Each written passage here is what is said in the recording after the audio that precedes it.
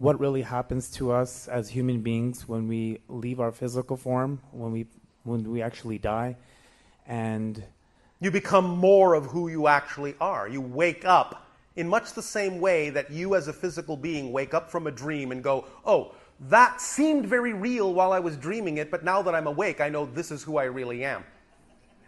Well, it's very much like that.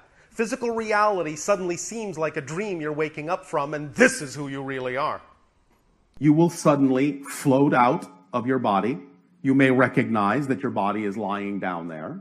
You may see people gathered around. You may choose to listen into a few things. You may choose to go to your own funeral. You may choose to visit some people. You may choose to attempt to communicate with them. Sometimes they will perceive it, sometimes they will not. You may experience what is called the tunnel of light, which is actually just a way of expressing in your reality the idea of a link and a bridge between one dimension and another. And as you open up into the other dimension of spiritual reality, non-physical reality, most of you may experience being greeted by the non-physical spirit counterparts of people that you have known in life, or the idea of what you call people from other lives. You may thus then experience the sensation of unconditional support and love, expansiveness. It will be like waking up from a dream, in the way that you wake up from a dream now and go, oh, well, no matter how real that dream seemed, this is actually who I am, and that was just a dream. So death will be similar to that as well. This is who I really am, and physical life was just a dream. You will have what is generally called a life review. You will experience every single choice you made, every consequence of every choice you made, and you will actually feel it and everything that anyone else felt as a consequence of the choices you made, as if it's all happening to you, because it is all happening to you. This will happen really in the blink of an eye, even though it may seem to be somewhat stretched out, because it's an entire lifespan in the blink of a moment, but you can focus on any part of it that you wish, and you can make it seem to last however long you wish it to last. And the idea is that you will use this as a learning experience to balance yourself in recognizing the choices that you made and whether or not you really would have preferred to make a different choice or not. And you will add that perspective to your overall knowledge as a soul. Do we retain our consciousness? You do, because everything is conscious. Do we retain our memories? You do. And actually, you have more access to more of them. Nothing is lost. It all moves forward together in the same way, by analogy, that you are no longer a child, but you still retain all the experience and the memories of being a child, to whatever degree is relevant for you, even though you are now adults. You can move forward as an adult, yet you can easily call upon any memory of childhood that serves you at any given moment.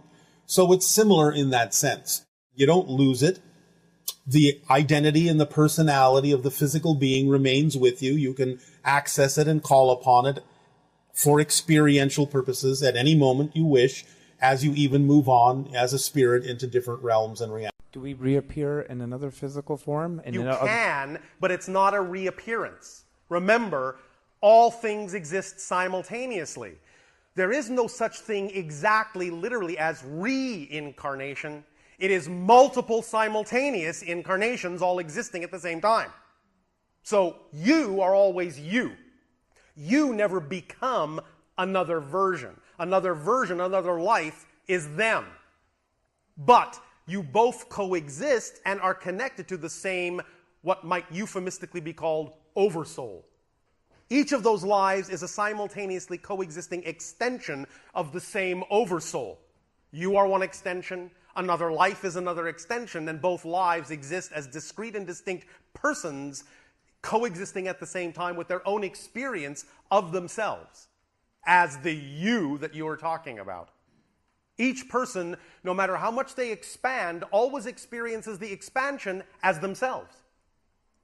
So even if someone were to become the idea of all that is, they would experience the idea of blending with all that is as themselves, being all that is. Why can I remember my past existence or my past parallel universe? All right, now again, you're speaking linearly. When you make a connection to another life, it isn't actually that it's your past life. You are cross-connecting to that life for a particular reason from the present. You're cross-connecting and have so-called memories because the connection brings the information from that life in a way that you need it to apply it in this life, even as you're doing the same for them, and they are bringing memories and experiences from your life to their life simultaneously, from what they might call a future life, but that's an illusion. But you're creating that connection now, from here. And how can a person tell if it's their last lifetime on Earth?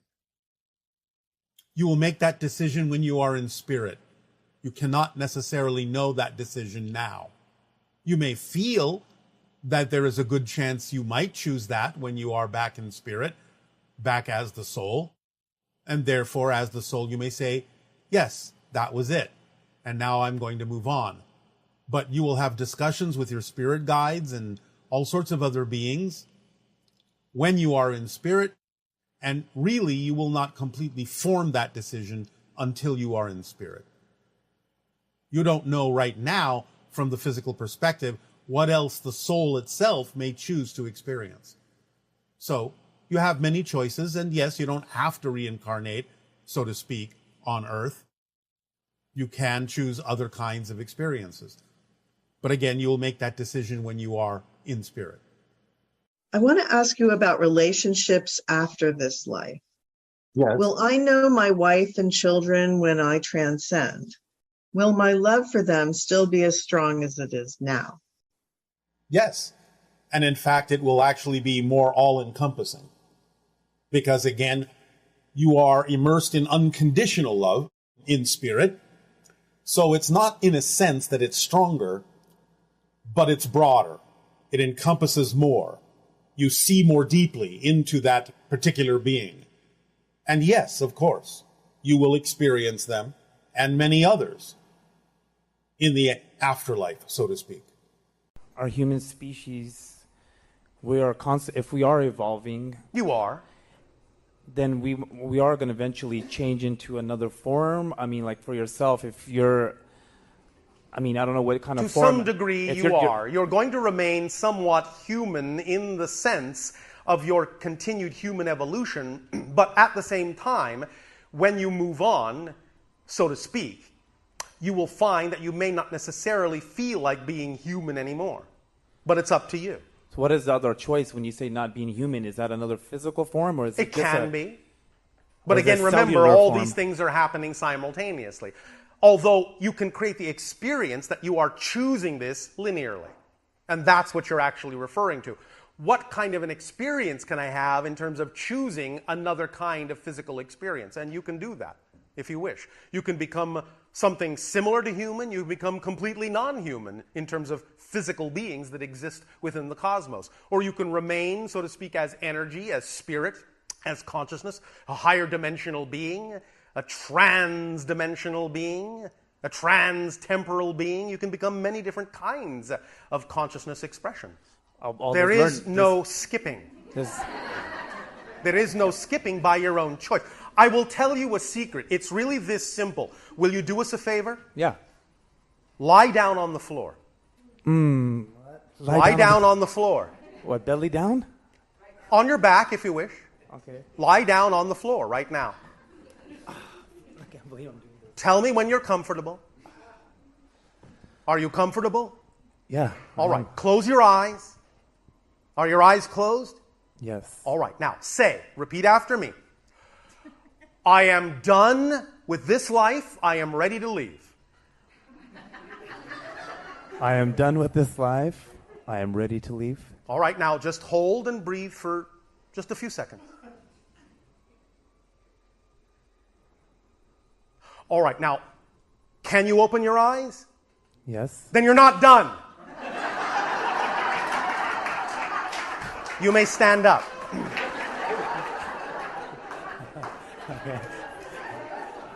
This is what we are saying. You have planned this out according to your own reasons and your own choices and your own experiences for your own exploration of the themes you wish to explore. And if you were actually done, you would be gone. And it would be that simple. You would say, I'm done. I would lie down, close my eyes. I'm gone. And you would be gone. You would not be able to wake up. If you can wake up, you're not done. Because you would leave if you were really done. Why do we have that? Why can't we not have that choice if we are God within ourselves? It is a choice. That's So- what you're missing. You made the choice to continue to explore something. That's why you opened your eyes and stood up. Because you made a choice to explore something that requires a little more time. And that's part of your acceleration in the way you chose to have it. So in other words, I have to leave, Don't have to. or my This is choice what you chose. But my choice will, if I do take that choice, and Yes, then I'm not able to open my eyes back up again. Then correct. But the point is if you are able to open your eyes up, then you must have already chosen to incorporate the idea of your acceleration by further activity in physical reality, and that's the way you actually wanted to do it. Otherwise, you would have left. It really is that simple. Even when someone dies physically, you are actually still given a choice to continue the physical life. Many of you have actually died, but have chosen to continue to live that physical life. Sometimes you don't know it, you don't remember it because it doesn't serve you to remember that moment of choice. Sometimes you create for yourself the idea of what you call a close call. right. Ooh, I don't know how I got out of that alive. But I seemingly did. Well, the truth is you may not have. You may have actually died. But then the guides may have said, are you sure you really want to go on? Or did you want to continue the life in a parallel reality to make it seem as if you want to explore something in that life that's still going on, but you know it's a parallel reality? And you said yes. So then you will simply wake up and go, wow, that was a close one. Maybe not even remembering that you actually died and were given a choice to go on or come back. So the point is you're always in control of what's going on. So if you are still here, if you can still open your eyes, you must have made a choice that says that continuing to experience this physical reality in the way you're experiencing it is actually part of the way you wanted to evolve. There's something that's going to happen that will add to you in a way that simply going into the non-physical won't give you. Otherwise, you would leave. There is something here you're excited about doing, otherwise you would leave. Because it actually is that easy. All right? You have to learn to trust that. You have to learn that there will be surprises, and if you leave now, they won't happen. And when you get there, you'll go, oh, shucks. I was going to surprise myself, and now I have forced myself to leave, and now I won't have that surprise I wanted, so I guess now I'll do it again. And again, and again, and again, and again, and again, and again, and again. Or not. It's all up to you. But the point is if you're here, you want to be. Even though you don't know it. You want to be. You have to trust that your life will show you what it is you wanted to be here for. And it will. I have a fear. And this fear, I'm not afraid of what happens after I die. Yes. I'm afraid of how I will die. Well, how do you imagine that you will die that seems so fearful? I don't know. I don't know how I'm going to die. So it scares me, the idea of, say, maybe pain or... So you are saying that you simply prefer not to experience pain. Is that what you're saying? Yeah. That you would like to die simply and easily? Yeah. All right, well then go ahead and do that. Okay. What is it that you believe will determine that transition? Yeah, and I think that's maybe it, is that I think that it's set up for me. Like it's something that is inevitable, and when that happens, So you understand that you set it up, yes? Yeah. Yeah. So do you believe that you chose a particularly nasty way to die? Well, I see I don't think anyone comes in saying, I want to die like this. Oh, but sometimes they do. Because it depends on what purpose that serves. Now, yes, it's true. For the most part, people may forget that they have a choice and have made a choice. And so they may just simply let it run its course and experience the idea of pain. But since you're asking the question, that obviously means you have some conscious recognition that it's possible to change that. Yes? Or you wouldn't be asking the question. You wouldn't even consider the possibility that you might be able to consider something different. So the fact that you can ask the question is usually an indication that you can choose right now a way that would work better for you. Yes? Yeah. So, how would you like to transition? In your sleep or floating in a pool? Like just peaceful, just like Yes, real all chill. Yeah. Well, then again, there is nothing preventing that. If you believe that it doesn't really serve you, if there's no lesson to be learned that you can't learn in life by experiencing the idea of a painful transition, then there's no need to experience it that way. You do understand that you're in spirit right now, yes? None of you leave spirit. That's your natural state. You are just dreaming that you've left. That's what physical reality is. A portion of your greater being in non-physical reality is pretending that it's no longer in the spirit realm. But you are there. Right now, the greater portion of you. And this portion that is seemingly the whole of your identity as a physical being, to the version of you that is in spirit right now, is just about the same as the size of your fingernail. That's your physical being, to the spirit that you are. Do we wake up at some point from being a soul back to being an oversoul, or from an oversoul, and so on? How does it all work? When you are a soul, you are totally awake as a soul. You can connect to the oversoul. You can start to experience points of view from the oversoul. The idea is not so much that you wake up as the oversoul, for both will exist simultaneously in the realm of spirit, in the realm of non-physical reality. But you can have experiences as if you are seeing from the oversoul perspective. You can have experiences as if you are seeing from higher perspectives, oversouls of oversouls, and even from the perspective of all that is. But it's not the same as waking up because you haven't forgotten who you are. Exactly in the sense of the connection between soul, oversouls of oversouls, and all that is.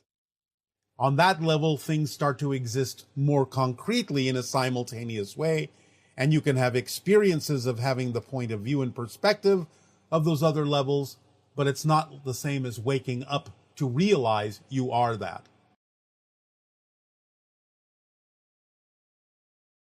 Is the idea of a level of your consciousness that is much, shall we say, larger than your physical mind, and in fact is the repository and the reservoir from which all your lives come. All what you call past lives, all what you call present lives, all of what you call future lives, and all of what you call parallel reality concurrent experiences. Now, again, as a reminder, all lives exist at the same time because there is only now. And you make cross connections to these other lives to glean information from them that you may need in this life and to give information to those other lives that they may need in theirs. But for the sake of clarity, we will simply speak in a colloquial way and talk about the idea of past, present, and future, even though that's just an illusion. And all these lives exist at the same time. But the oversoul is like the idea of the hand. And all the different lives that stem from it are like the idea of the fingers that extend from the same hand. So even though there may be many different lives, they are all connected back energetically, vibrationally, to the same oversoul for many of you. To illustrate this point, of the approximately 6.5 billion people, individual personality structures that exist on your planet incarnationally at this time, that is only representative of approximately 300,000 oversouls. So you are many of you connected to each other in a variety of ways. And even though you have distinct and unique lives, many of you share some of the same oversoul vibrations, even in this reality, let alone all the other lives and all the other parallel reality extensions that the oversoul can, shall we say, spin off from itself. After the oversoul, in that sense, has extended different extensions, different ideas of different lives that it wishes to experience, the first level, shall we say, of differentiation that it creates within itself in order to create this spin-off is the level that you call the soul, the individual soul. So the idea you can see on your diagram is that it says individual soul and or spirit. There is a slight degree of difference between these two ideas, which we will explain later on. But for now, the idea is that the first level of differentiation vibrationally is what you call the creation from the oversoul that contains many souls, the differentiation or extension of an individual soul that is destined in a sense or sent out to experience a particular unique life experience. The idea thus then is that the soul will differentiate its vibration yet again, shall we say splitting itself in another fashion, to create what is called the higher mind. Now, this higher mind exists in a realm unto itself that is parallel to your physical reality and has similar traits to the idea of being its own unique experiential dimension. But the difference between the realm or the world of the higher mind, as it is different from the realm or the world of the physical mind, which is farther down the ladder, vibrationally speaking, even though these worlds are parallel, the main difference is that while in physical reality you experience the idea of a lot of motion in space, and not so much the idea of motion in time, in the higher mind's world, you experience far more motion in time and less motion in space. The idea being that that's why the higher mind has the ability to perceive what you would call the past, present, and future all at the same time, because it has the senses, it has the point of view, it has the perspective of looking at all of the different frameworks that your life is creating to experience itself in on a moment-to-moment basis, linearly speaking. So the higher mind is like the version of you that stands on the mountaintop and can see far and wide and see all the trails and all the pitfalls and all the paths you could take. Whereas the physical mind is like being down in a valley. And it is important thus then to rely on the guidance of the higher mind and allow yourself to form a relationship and a bond of communication with the higher mind in order for the physical personality to navigate the idea of the world of the physical experience, receiving guidance and the perspective of the higher mind that can see clearly which way you need to go so that you do not fall into too many holes. Thus, then, it is important to form this relationship, and in forming a relationship between the higher mind and the physical mind, you thus then are capable of functioning in physical reality as a whole being, a whole person. Because if you do not form this relationship, if you do not allow yourself to perceive the communication that is coming from the higher mind through the conduit you call imagination, then you are, in a sense, at a loss. You are, in a sense, rudderless as you go through physical reality. And it is, in your terms, a hit or miss proposition, whereas forming that relationship will allow you to receive the guidance that can allow you to stay squarely on the vibrational path that represents your themes of exploration and joy and excitement in your physical reality experience. Now, how the higher mind begins to do this is that the first differentiation, referring again to your diagram, that the higher mind will make, will split itself off into or go through, will be the level that we call the template level reality. This, in a sense, is the border between physical and non-physical reality. It might be euphemistically referred to as the blueprint level. This is where the idea of what your physical life will be experienced to be is laid out like a blueprint. And the higher mind lays these ideas out and chooses what kinds of themes it will explore, and generally in what way it will explore them. This is the level that you, as a physical person, call destiny. It does not in any way, shape, or form erase or remove or prohibit you from having free will as a physical person. But the idea is that destiny and free will work hand in hand in a very specific way. The idea of laying out these blueprints or templates for the physical life gives you an opportunity to have some guidelines to follow. And it gives you, in a sense, a type of hallway to walk down. Now, with your free will, you can walk down that hallway however you wish. You can run, you can skip, you can jump, you can crawl, you can go upside down and sideways, backwards and forwards, but walk down that hallway you will. That's the destiny part. The free will is how you do it. And the idea is that it is, in many ways, not so restrictive as you might think, because now, especially in this day and age on your planet that you call the transformational age, you even have the ability now consciously to rewrite, to redesign some of those blueprints. That's what this age is all about, is rewriting your agreements to be more representative and more harmoniously aligned with the ideas of what you prefer to experience as your true natural self, as you form more conscious recognition of your connection to all these different levels of your consciousness, you are thus then empowering yourself to use the template level reality to redesign your agreements, redesign your themes of exploration, redesign the blueprints of your life, so as to truly manifest in a very magical and immediate way what it is you truly wish to experience. And this is one of the important reasons why you need to form this strong relationship with the higher mind that is above the template level, where the physical mind is below it. Because coming together in a balanced way will allow you to operate from the center of those two realms, the center of those two realities, which is squarely within the template level dimension of experience. But now you can see that as you refer once again to the chart, that the level below this that is created to begin to draw from the blueprint level, to draw from the template level, to begin to lay out the idea of your physical reality blueprint or experience, will be what you call typically the collective conscious agreement level, what we choose to refer to as the collective automatic mind.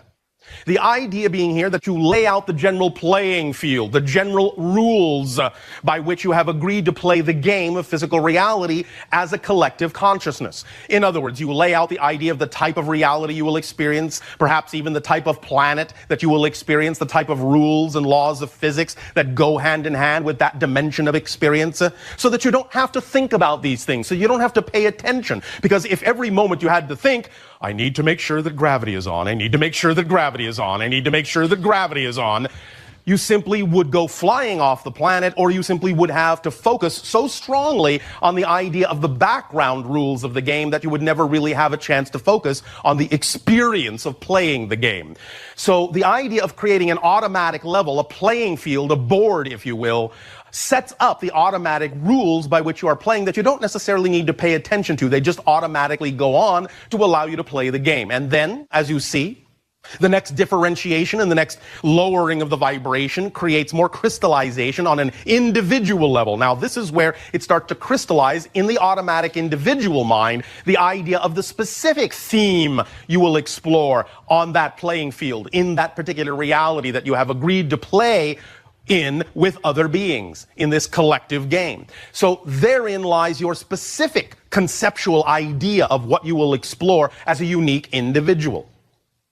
Now, in doing that, you then set up the stage for the next level down, which you call the unconscious mind. And in this sense, this is the first layer of the three parts of what you call the physical personality construct, which is composed of the unconscious mind, the subconscious mind, and the conscious mind, as you call it, and contains in the unconscious mind the beliefs and definitions, and in the subconscious mind, the emotional energies, and in the conscious mind, the thought patterns that, when combined, form the three-sided prism of personality that thus then working together expresses itself in the form of what you call the ego structure, the personality structure, that thus then exhibits the behavior that you exhibit in physical reality experience.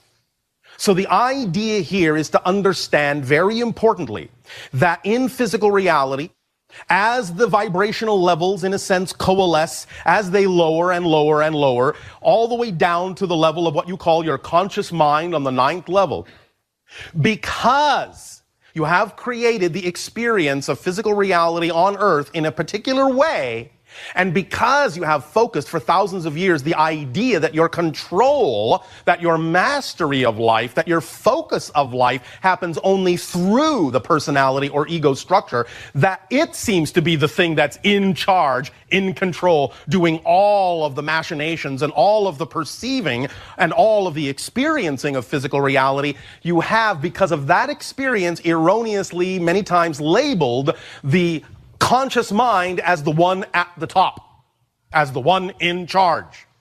When you have done this, when you started to define the conscious mind as the one at the top and the one in charge, what you started creating for yourself was the idea that all the other levels existed in some sense below you. So you created a shadow reflection of the ideas of a few of the levels above you and created the idea that they would appear to be below you, even labeling them in ways that intimated that they were beneath your conscious mind. That's why you use the term subconscious and unconscious, and the idea then of the collective unconscious. in creating this shadow reflection downward, which isn't real, it's just an illusion, but it seems real to the conscious mind because the conscious mind thinks it's on the top, so it must be on the top of something.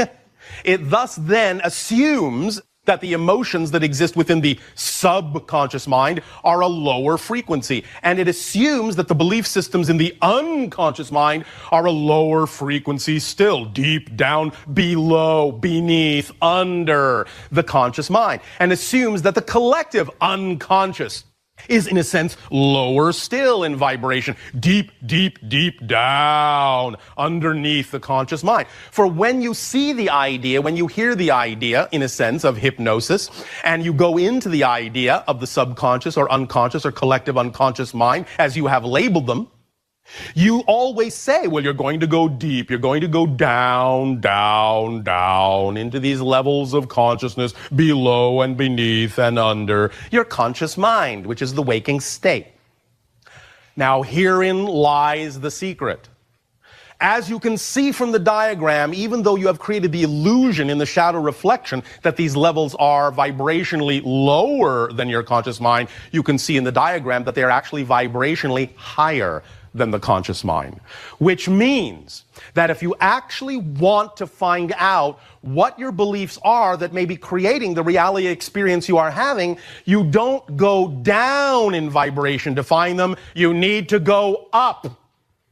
Everything from the conscious mind is up. All of the answers are up. Only the questions and forgetfulness are down. The idea, therefore, is that anytime you think, anytime you pose the idea that in order to access your beliefs or access your emotions or access things that you have hidden and compartmentalized from your conscious mind, anytime you think that you have to go down in consciousness to get them, under the conscious mind to get them, you are actually calling your vibration, you're calling upon your frequency, your signature frequency, to lower itself. And when you call upon your signature frequency to lower itself from a place which is the lowest vibration, all you do is find out that the shadow reflections are nothing but a shadow, that there really is nothing lower. But if you don't understand that, by forcing your vibration down, or at least attempting to force your vibration down where there is nowhere to go, you create a kind of repulsion. It kind of bounces back and magnifies and amplifies and pushes against you in a very specific way because you're telling it it must. You have assigned it the task of discovering something on a lower frequency that doesn't exist, and it keeps coming back to you to tell you there's nothing down there. I have nowhere to go. Why are you pushing me down there? That's not where the answers are. And if you keep doing that, thinking that you have to keep going down and deeper and under in order to find the answers, it will push back more and more strongly, creating a cycle within you of frustration, a cycle within you of negativity, and that act is what thus then generates the experience called the negative ego, where suddenly you are frustrated and become angry about why this isn't working. Why do I not have control? Why is my reality not changing? Why am I not shifting in the way I wish to? Why can I not find out what those beliefs are that are creating my reality? Why? As we said, when you go down further than you are, all you find is why? So the idea is to recognize that from this point forward, taking your cue from this diagram, anytime you want to discover the idea of the feelings that are connected to the beliefs, and you want to find out what those beliefs are that are determining the definitions of your reality and the experience of your physical reality, you must raise your frequency. You must go up and expand in order to go back up to the level of the unconscious mind and up to the level of the subconscious mind. You may wish to relabel these things if you wish to remind yourself that they are not below you, not beneath you. Whatever names you wish to give them will work as long as they are representative of you taking your vibration upward and not downward when you seek to explore the idea of what beliefs are creating your reality experience. Because remember, all your physical reality experiences stem from your thoughts and your behaviors, which always stem from your feelings, which always stem first from your beliefs. but you must go up to find them in vibrational resonance. Now, as we said, let us explain the little difference, which is actually a profound difference, between the idea of what is called the soul and what is called the spirit on the individual soul-spirit level. Once you have differentiated your frequency as a consciousness all the way down the ladder into physical reality, and you have your physical reality experience, you live your physical life, for whatever duration you have decided is the natural duration that would allow you to explore the themes you chose to explore in that reality experience. Once you have done that, you have, in a sense, really created a unique persona, a unique experience. You have taken all that knowledge, all that experience, all that information, and you have, in a sense, imprinted it on the soul. When the individual soul is created, is spun off from the oversoul, it is very similar to the idea, energetically, of raw clay. In a sense, it is formless. It has consciousness, but it has no real, distinct identity. So the idea, thus, then, of having the life, having the physical experience, having the physical personality, and having all of these explorations and the experience of change, the experience of transformation, imprints itself upon that soul, so that when, thus, then, the personality dies and goes back up the ladder vibrationally and arrives back again on that individual soul level, it is now an individual, unique spirit. The spirit is specifically now representative of the life lived. And that is why when you contact the spirits of the dead, they can still present themselves as the people you knew them to be in life. Because the spirit has been, in a sense, representative of that life and is the soul imprinted with that life. And thus then the oversoul can now absorb, in a sense, can learn from, glean from that spirit's life experience, because it is now not simply unfired clay. Now it is beautiful, shining porcelain of a very specific design. And the oversoul can now learn and incorporate and integrate that unique spirit's design into its overall makeup as an oversoul, and thus it can grow in its own stead, in its own perspective, in its own experience of itself, and all of the extensions that it may have, be it tens or hundreds or thousands or millions, are all through those life experiences feeding back information and experience to the oversoul. All the different individual souls imprinting themselves and becoming transformed into spirits and going back up the ladder, back up the vibratory scale to the oversoul. And from that point in the oversoul, going upward yet again to oversouls of oversouls of oversouls of oversouls, all the way up to the source, the all that is, the one. Thus then the idea of the 9 levels are those immediately relevant to your experience of physical reality. And when you understand truly the order in which they really are created, the relationship order in which they exist, and you know now that it is important not to go down to search for your answers, but to always go up, lest you create the idea of the negative ego, then you will gain much more power and much more clarity and much more efficacy at manifesting the experience and physical reality that you prefer, of manifesting the physical experience that is more in alignment with your true self.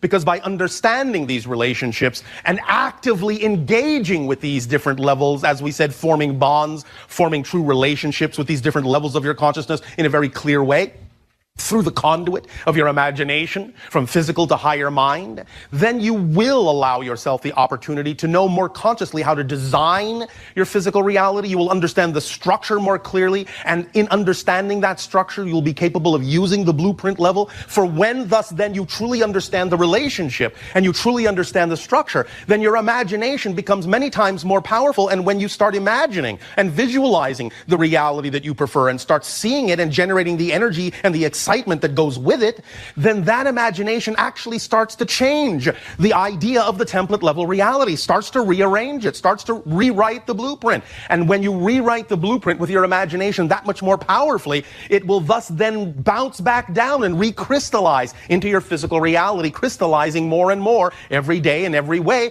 as the reality that you have now designed with your imagination. You will start this cycle of not just staying down here and bouncing bouncing back from the shadow realm, but you'll start going up and down this way.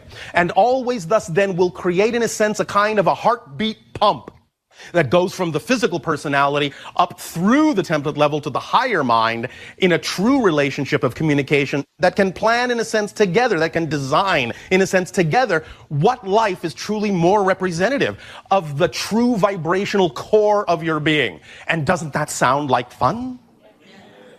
Doesn't that sound like fun? Thank you. So, remember, anytime you seek the answers, go up, not down. For down only lies forgetfulness, separation, and more questions. And up lies integration and remembrance and answers and your true self. It really is that simple. It's just about knowing what direction to truly go in. It's all about resonance. It's all about frequency. It's all about vibration. And allowing yourself to create and generate the vibratory frequency that represents the state of being you truly prefer to be. So remember, when you visualize that reality using this structure, remember, it's not about that particular picture from your physical mind needing to come true exactly as you imagine it. It's about the energy that it generates and allowing the higher mind to bring you the version of that image that is most representative of the energy that visualization generated within you. Because the higher mind knows far more ways to generate that kind and to manifest that kind of a reality than your physical mind does. So don't be insistent on that particular picture that your physical mind conjures. Simply bathe in the energy that is symbolized, that is generated by the symbol of the visualization. But let the higher mind bring it to you in whatever way actually serves you best. Because remember, what to the physical mind may seem like the ultimate, may seem like the ceiling, to the higher mind is just the floor, is just the beginning. And the higher mind is capable of bringing you a manifestation of reality far greater than the physical mind is even capable of imagining. So please let it do so. Let it do its job. And let the physical mind do its job of simply keeping you focused in the physical reality experience, which is the entire purpose of ego. That's its only job, is just to keep you focused in physical reality so that you can actually have an experience, so that you can actually, in that sense, perceive physical reality. Remember, higher mind conceives, the brain receives, and the physical personality, the physical mind, just perceives. And that's all it does. It does not know how something is going to happen. It only knows how something is happening.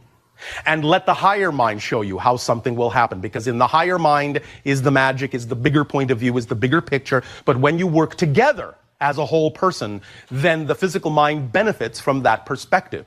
Use this structure, learn this structure, let it sink in, let it truly become your first nature, not second nature, first nature. So that you will automatically, anytime you desire to get in touch with what beliefs might be creating your physical reality experience, what definitions might be creating your physical reality experience, or what feelings you might be feeling that are being generated from beliefs that you don't know, that are unconscious. Anytime that you think of that, you will automatically know that you need to raise your vibration, expand yourself, and imagine yourself in the perfect state of being that you prefer to be in. And from that state of being will the answers come, and in that state of being will you be able to apply that information as you receive it into your physical reality, to allow the actions to ground that energy in your physical reality experience, so that your physical reality experience takes on those vibrations and truly becomes a reflection of the reality that you know is truly aligned with your true core natural self.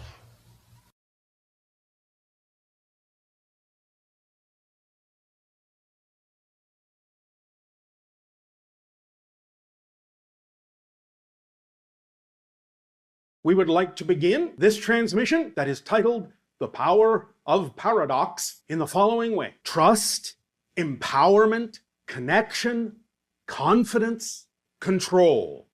These are experiences that many people on your planet have many challenges with.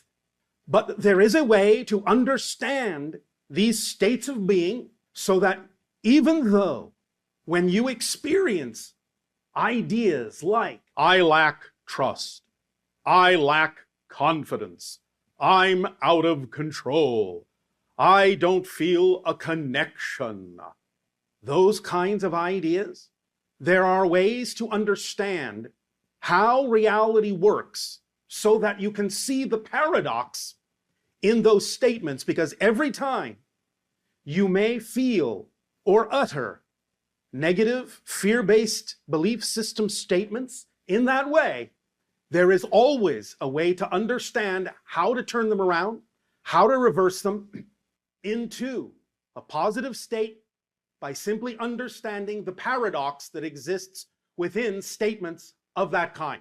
For example, as we have sometimes discussed, when someone feels that they lack trust, this is actually impossible. Because if you are saying, I lack trust, you're trusting that. If you say, I lack confidence, you're confident about that. I am out of control, but you're controlling that experience. I am not connected, but you have to be connected to have an experience of disconnection. Because if you weren't connected, you would have no experience at all. These ideas contain their own paradoxical opposites. If you understand how reality actually works, if you understand your place within existence, you will understand that you don't have to learn to do these things. You don't have to learn to trust. It's built in. It's not an issue of lacking trust. It's an issue of trusting in lack. You're always trusting something to be true, or again, you wouldn't have an experience of any kind. So again, when you say, I lack confidence, you are stating a very confident idea. You are very confident about your lack of confidence. So the idea is when you feel those things, find yourself believing in those ideas, remind yourself that you don't have to learn to trust, you don't have to learn to be confident, you don't have to learn to be in control, you don't have to learn how to be connected to reality, to the cosmos, to all that is. You already do this. It's automatic, it's built into you as a reflection of creation. You can't help it. You just do it automatically. Again, you wouldn't have an experience if you didn't. So the next time you hear yourself and catch yourself bemoaning the fact that you have no trust, that you have no confidence, that you have no control, that you don't feel a connection, so on and so forth, stop yourself, remind yourself that the opposite must actually be the truth, and you simply have, for some reason, something you've bought into as a belief that allows you to use your trust, use your confidence, use your connection, use your control in ways that you don't necessarily prefer to. And that means you've made a choice to have that experience on some level. Usually these beliefs might be ensconced in your unconscious mind. And so the whole idea, when you catch yourself saying those things, thinking those things, feeling those things, is to realize that you might be describing a way in which you're using your trust, using your connection, using your confidence, but that the statement itself is not a fact. It's simply the product of something you've been taught to believe is true about yourself in that particular circumstance or situation. And if you start to realize that it can't really be possible that you can lack trust or lack confidence, then you can remind yourself when you hear those statements coming from you or passing through your mind, you can remind yourself in that moment, wait a minute, I heard that and I'm catching it, and it's not a fact. It's just an opinion, it's a perspective, it's a belief. And those things can be changed. When you are very often growing up on your planet, you are taught to believe certain things. You pick them up, sometimes even telepathically, from your parents, from your friends, from your society, from your schooling.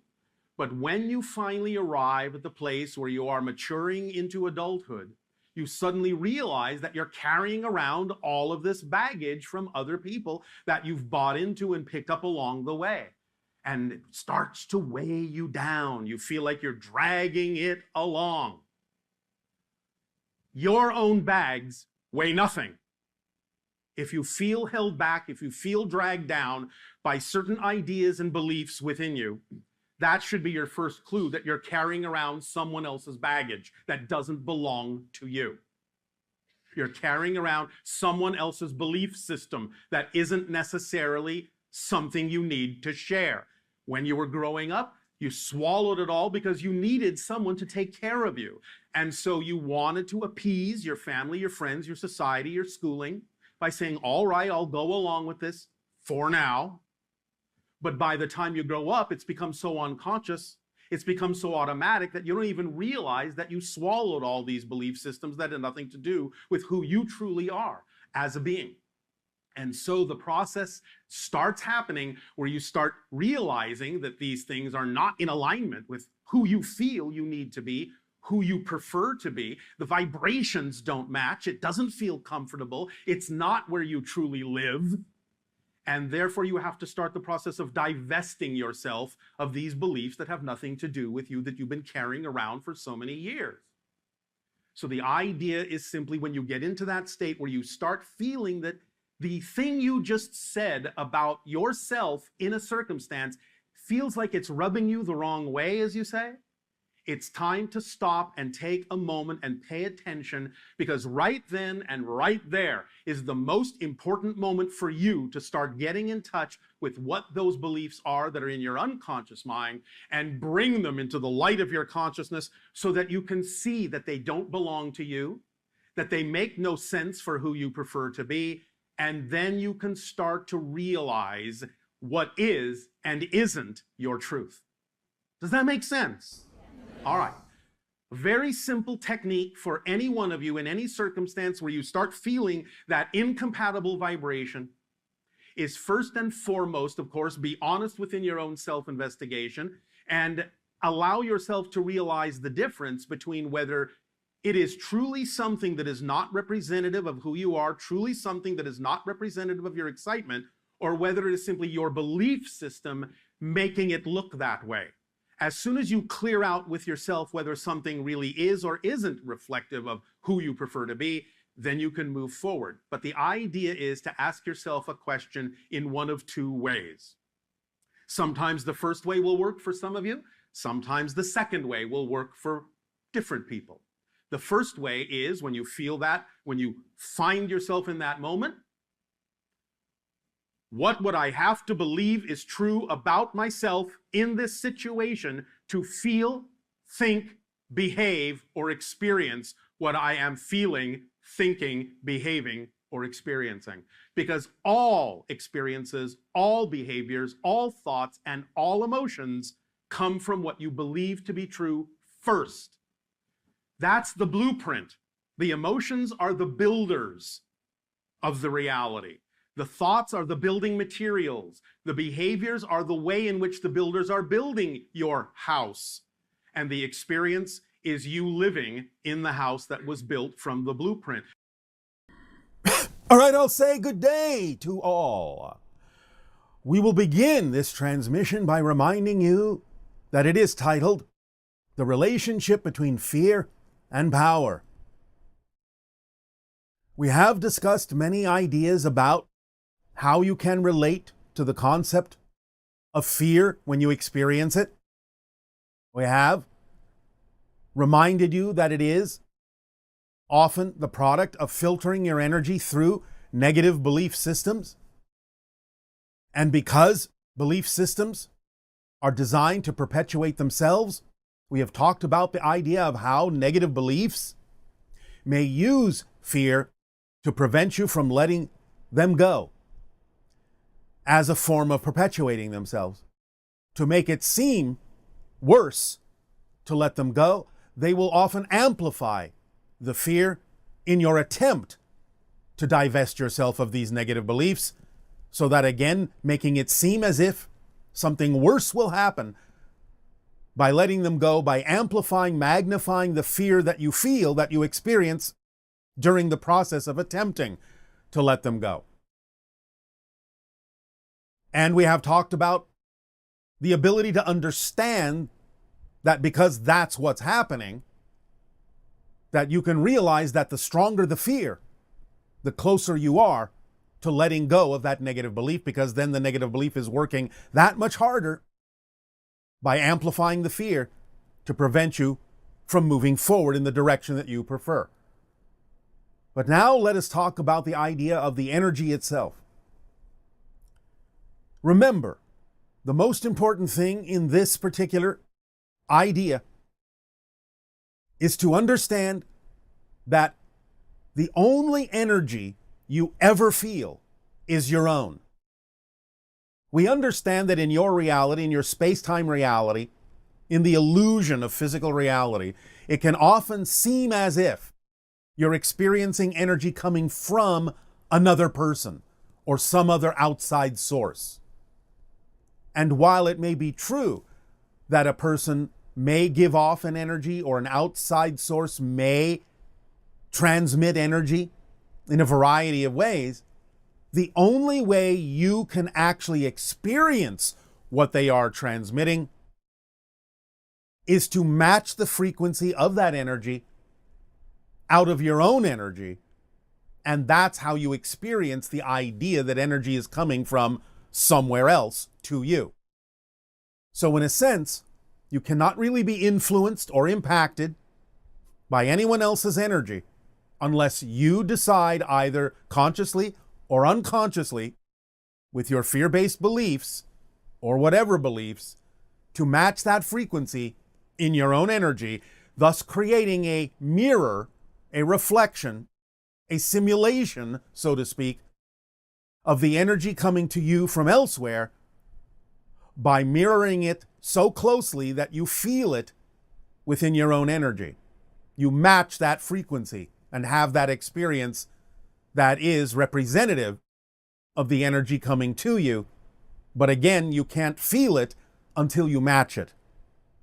So your energy is the only energy you ever experience. Therefore, understand that when you experience fear on any level, to any degree, in any amount, you are experiencing your own energy being used to create a vibration that matches the concept of negativity, of disconnection, dissociation, disempowerment. Not that you can ever really be disempowered, but you are matching the frequency of the concept of disempowerment, which you can create. But please remember that in order to have an experience of disconnection and disempowerment, you actually have to be connected and empowered in order to create those disconnected and disempowering experiences. So the idea is to remember that you're always empowered. You cannot really be disempowered, because if you were really disconnected, really disempowered from creation, from all that is, you wouldn't be able to have any experience at all. So the fact that you may experience fear doesn't mean you're truly disempowered. It means simply that your power is being used to create a certain frequency that is representative of disconnection or disempowerment, but isn't actually disempowerment. So when you feel fear, allow yourself a moment to remember that you are feeling your own energy at a certain frequency. It's no one else's energy. It's not coming from anyone else or any other source, even though others may attempt to send it to you. What you experience is coming from you. So when you feel the energy that you are, the power that you have in the form of fear, the stronger the fear, paradoxically, the more you are put in touch with how powerful you are. So we are now in this transmission encouraging you to make an association in your mind, in your belief system, between the concept or the experience of fear and the experience of power, by simply first and foremost seeing or experiencing or understanding the sensation of fear as simply energy, as power itself, so that you can make a transition between that frequency that allows you to experience it fearfully and transition to an experience of having it feel like power, like energy coursing through you. We have, to some degree, talked about this a little bit before, about neutralizing the idea of fear by seeing it and experiencing it and understanding it simply as energy, so that you can shift that energy into whatever frequency you prefer. But here we're again tempting to get a stronger association in your mind between the idea of experiencing fear and experiencing your power, to recognize it as a flow of power through you. And therefore, in being able to understand that it's coming from you, to be able to really begin to sense that it's your power simply being filtered through a fear-based belief, you can begin to equate more often than not the idea that the more fear you feel, the more power you experience of your power, the more of it you experience. And then by starting to think of it as power and not really relating to it in the flavor, in the frequency it's being presented to you as fear, but only relating to it as a sensation of power, you can begin to remember that you are always empowered, never really disempowered, that you're using your power to create an experience of disempowerment. But since you know it's your energy and it's not really coming from anyone else or anywhere else, not in terms of how you experience it, then you can decide in that moment, when you feel great fear, to start thinking of it as power coursing through you. And the stronger the fear, the stronger the power, so that you begin to relate to it simply as power. And once you really begin to relate to fear as power, you will change the sensation the more you practice this. And it will really start to shift into a positive sense of power and self-empowerment, and a realization that you've always been self-empowered, and that all the effects and all the energy and all the experiences you've ever had in your life have always been made out of your own energy, because there's nothing else within you to allow you to experience things in any other way. You have to align, you have to agree, consciously or unconsciously, with the idea of anything being presented to you as a frequency from anyone else or any other source in order for you to experience it. Otherwise, it's invisible to you. There's no sensation, no experience whatsoever, no matter how many times another being or another source may offer or send to you a particular energy, a vibration, a frequency that they may be giving off.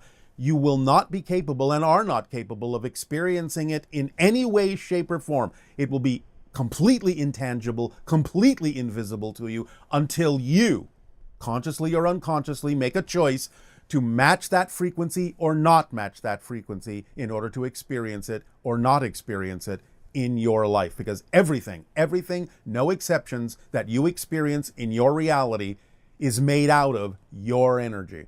It's all yours, you own it, and you can do anything you wish with it. And the more you remember that fear is power, when you just think of it as energy and shift it into the positive side, then the greatest fear you experience in your life or have ever experienced in your life will give you a clue as to how powerful you are, how much power courses through you, how much energy courses through you. And you can change the frequency in whatever way you wish by your imaginary dial or whatever technique or permission slip you wish. But the first realization is that no matter what you feel, even if it is fear, that is an indication of the power coursing through you that you have at your disposal to use in any way you so prefer. So just begin to make that association, that linkage between the idea of fear as power, and as soon as you start really thinking of it that way, as often as you can, anytime you feel the fear, it will start to subside from the fearful frequency and start to shift over into the frequency of the recognition that you are completely connected, completely empowered. And then you can direct that frequency in any way, shape, or form you wish toward your passion, and allow that much power to course through you in the actions that you take in applying the passion in your life as best as you possibly can. Now remember that this information is not only coming to you verbally, but is also coming to you through the idea of a frequency of energy that we are giving off, not only through the channel's body, but through the electronics that you are experiencing in this remote session. But again, you can't feel the frequency we are giving you unless you decide to match it. So the idea for you is to hear that bell, hear that call, hear that synchronous reminder that wakes you up to the moment when you realize that the greatest fear you're feeling is also the greatest power, and allow yourself to utilize it in that way. So we thank you for allowing yourselves to match whatever level of the frequency you so desire to match that we are sending to you, so that you always know you have a reminder embedded, if you wish, in the very fabric of the space-time you are experiencing, that is always there for you to tap into and match that frequency according to your choices, according to your preferences, so that you always know you have this information right with you, wherever you are, whenever you are, every moment of your life. We thank you for allowing us to share this idea with you this day. And in return for the gift you have given us in allowing us to experience you in this co-creation, we ask, how now may we be of continued service to you? Please begin with your dialogues and your questions if you wish.